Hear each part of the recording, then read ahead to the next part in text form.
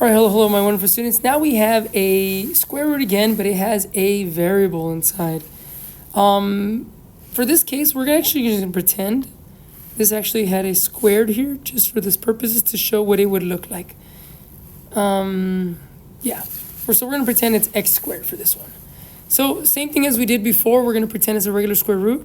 We're going to factor this one out first into primes or number that we know that we can divide into. And the first one we can do a 2, and that would give us a, hold on a sec, let me do it in the calculator just to be easier, 294 divided by 2. Yeah, that's what I thought it was, 147. And then now 147, we had this one earlier, so we know this one divides by 7 to make 21. And this one divides by 7 again to make 3. So we have our primes here. And remember, a prime is just a number that can only be multiplied by 1 in itself. For example, 7. The only way to get 7 is to multiply 7 times 1. I can't multiply 2 times anything to get 7, 3 times anything to get 7, 4 times anything to get 7, or anything like that. The only thing is 1. As well as 2 and as well as 3. They can only multiply by 1 in order to get it. So I have my primes here. The x squared we can put into primes if we want as well.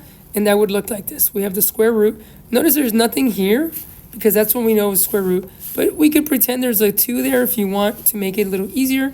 But we would have R2 times R7 times R7 times R3. And then we have x squared. We could leave like that to make it easier, but we're just going to break it down in primes. It would be x times x. So now we have our group of 2 that we need. So we're going to rewrite it in the front. So we're going to have our square root of 7 squared. We also have this group here, which was already as x squared, but we rewrote it just to make it as primes, x squared. And so these are gone. And now we need to write what's left over in the back. 2 times 3. I'll show you a different method once we finish with this one. And I'll move a little to the side just to kind of show you a side note. But so for these ones here, once again, because we have our square roots, the squares actually can come out. So this would actually be, here's in black, the 7 would come out, the x would come out, and these cannot come out because they don't have any powers. Remember, you need 2 copies of each card to come out. Because this one only has 1 copy, they stay inside the square root. So they'd be 2 times 3. And this would give us 7x times the square root of 6.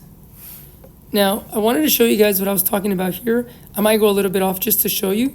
But if I were to rewrite this here, a lot of times what you can do is you can actually split. So from here, you can go here and you can split. So instead of writing 1, you can write 2 square roots. You can write the 2 numbers that can come out, and then write the 2 numbers that cannot. So we split in the radical, because if we multiply this just ends up being this anyways. 7 squared times x squared times 2 times 3. This also turns into this. But if you feel this is easier to split it, so that you can solve this one and then get 7x out, but you already have this to drag here as the square root of 2 times 3, which does equal the square root of 6. So if you feel like this way is a little bit more confusing because you're only taking some things out, then it's okay to split it up into doing that.